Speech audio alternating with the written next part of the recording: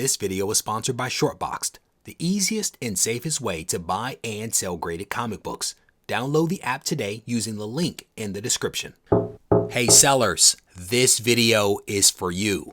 Without a doubt, our economy has changed, and there is some confusion as to whether we are in a recession or not because the definition of a recession has been changed depending upon where you look for your information. But what I can definitively say is that the economy that we see today is not the economy that we've seen over the last couple of years. And as a result of that, if you are selling comics to make the hobby work for you, then you might need to change some of the things that you are doing. I had somebody reach out to me recently to ask if it's still possible to make the hobby work. And my answer to them and my answer to you is straight ahead. Reggie here, and I want to welcome you to another one of my videos. Before I go any further, I want to say yes, I believe that it is possible to make the hobby work even in the economy that we're in right now.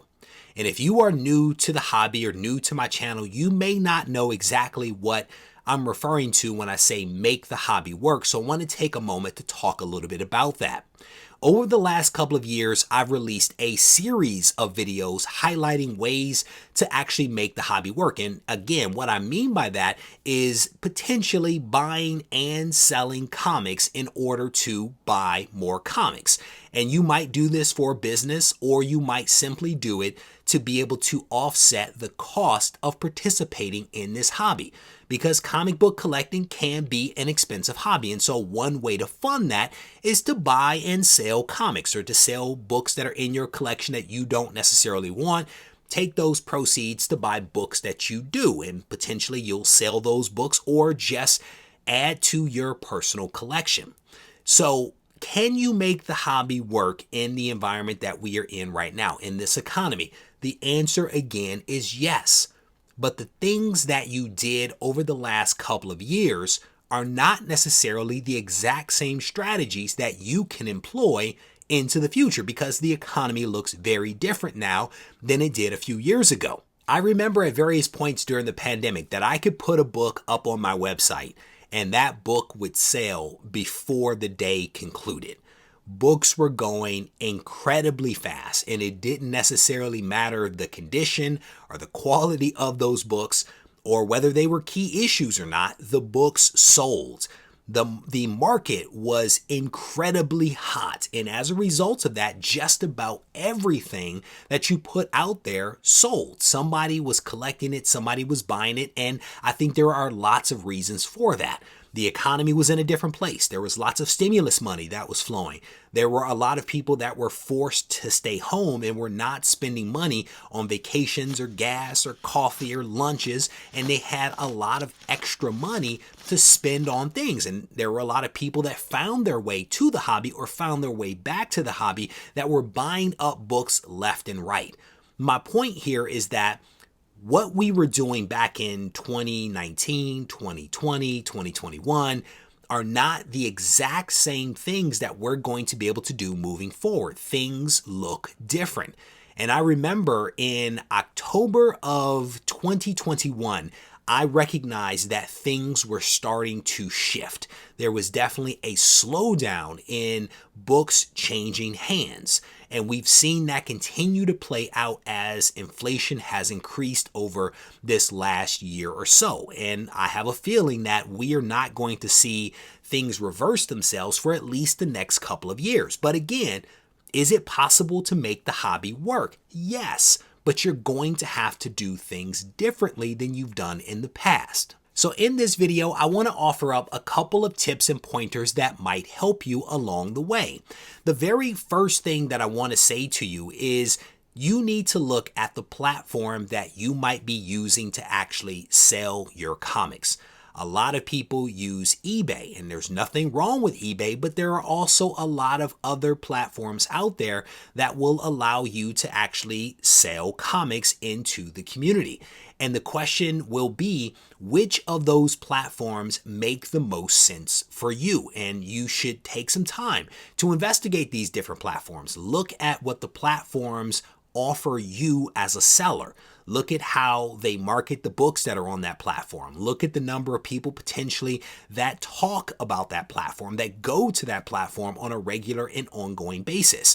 And the hope is that if you spend some time surveying the landscape, you might be able to identify a better platform for you moving forward. I know that there are some people out there that actually sell on multiple platforms, and there is nothing wrong with that. You have to find a strategy. You have to find an approach that actually makes sense for you. If you're selling raw books, you might want to sell on this platform. If you're selling graded books, you may want to look somewhere else. If you want to sell graded books and raw books on the same platform because you have those things, then you may want to look at a specific type of platform versus some of the others. And I am purposefully not using names because there are a lot of different platforms out there and they all have their pluses and their minuses. So you want to take some time to do some research, investigate, and figure out which of them makes the most sense for what you are trying to accomplish. The second thing that you want to think about is the quality of the listing that you are putting out there on your preferred platform. Over the years, I've seen some really horrible listings that people have put out there, and it runs the gamut from poor and incomplete titles, poor and incomplete descriptions, one photo, lack of photos, stock photos, blurry photos. There are a lot of ways to put comics out there for sale. And one of the best ways, I think, is to be complete, is to put your best foot forward and provide the seller with everything that they need to know to make an informed decision. With the economy getting tougher for people, I think, are going to start to be a little more careful about where and how they choose to spend their money. And so if they have a choice between two books that are essentially the same, but one has a more complete listing, better photos, better description, accurate description, and one that doesn't, and they're roughly the same, where do you think that that person's going to spend their money? The other thing that you have to think about are your shipping costs and the descriptions around how you choose to ship books. That also is an important factor. I've seen people that will play around with price and they will lower the price of what they're selling, but jack up the postage and handling and all that kind of stuff. You have to think about everything that you are putting out there for a particular seller. Think about, if you were the buyer, would you buy a comic that is shipped via media mail? I don't know. I don't know you. So you want to put yourself in the place of your seller and to try to put your best foot forward by putting out a really awesome listing. The third thing that you want to think about is your inventory. Books will still sell if you are putting books out there that people are interested in buying. Again, with an economy that is getting tougher, people are going to be a little more picky about what they decide to pick up. So you have to ask yourself, is there really an appetite for the book or the books that you are making available? Because if you're putting books out there at a certain price that people aren't really interested in, more than likely those books are not going to sell. So figure out what it is that people want. Look at the platforms. What books are moving on those platforms? Do you have those books in your inventory? And if so, then you probably want to put those books out there. There may be others where the time is not right for those books. Don't put them out there because more than likely they're just going to sit. Or you can play around with pricing and kind of put it out there and hope that somebody will come along and pick up that book. But you have to think about the customer. What are people interested in buying right now? And do you have what they're interested in? If you can make that marriage happen, then you'll definitely move some books. The next thing that you want to think about is pricing. And I had a conversation with somebody recently that said that they have books out there and their books are not moving. So my question to them was, how are you pricing your books? And long story short, they were just making the price up. They weren't referencing a pricing guide. They weren't doing a grade of the book. They were just putting a number on the book. And before it was selling, but now it's not. Again, people are getting a little more savvy. They're being a little more protective of their dollars. They're taking more time to do some research to make sure that the book that they're buying is at a fair price. And so you have to take the time. You have to do your due diligence to evaluate the comic. You have to think about the customer. You have to price the book in a way that actually makes sense. Now, I am not saying that you have to price the book cheaply, but you should base the price of that book on some piece of data. You can't just make up a number, because more than likely people are going to take some time to do some research and figure out whether your price makes sense for them or not. At the end of the day, I still believe that it is possible for people to make this hobby work.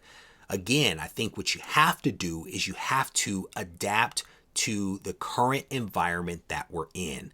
The economy, the market looks very different in 2022 than it did in 2020. It's going to look potentially a little different in 2023.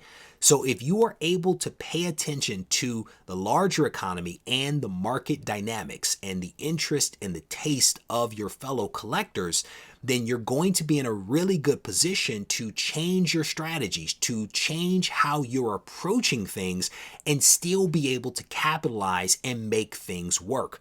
My hope is that if you have some additional tips and pointers you want to offer up to the community and to your fellow sellers, to leave those comments behind in the comment section, because again, I cannot think of everything. If you need to reach out to me, feel free to do so on Instagram at Regie Collects. Take care.